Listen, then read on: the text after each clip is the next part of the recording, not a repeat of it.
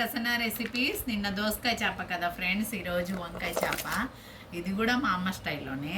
అయితే ఉప్పు, కారం, పసుపు, టమాటా, వంకాయ, ఉల్లిపాయలు, పచ్చిమిర్చి అన్నీ వేసేసాను అన్నమాట.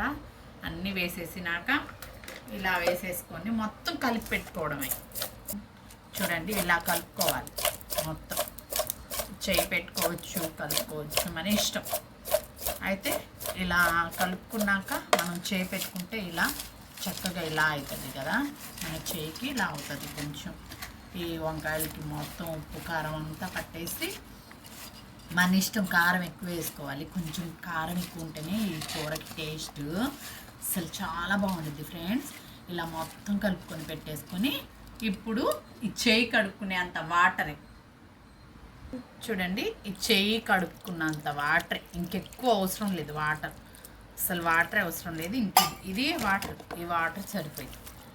వాటర్ చక్కగా ఇలా అంతా సరిపోయింది.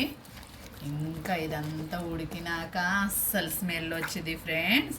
ఇంకింతే, పొయ్యి మీద పెట్టేయడం. ఇది ఉడికేటప్పుడు నేను మీకు చూపిస్తాను. ఫైనల్ టచ్ ఇలా ఇలా ఉడికిద్ది. ఇంక ఇదంతయు బాగా ఇదంతా నూనె పైకి రావాలి. నేను ఇప్పుడు కొత్తిమీర వేయడానికి తీసాను, ఇందాక నుంచి ఇప్పుడే మూత తీయడం.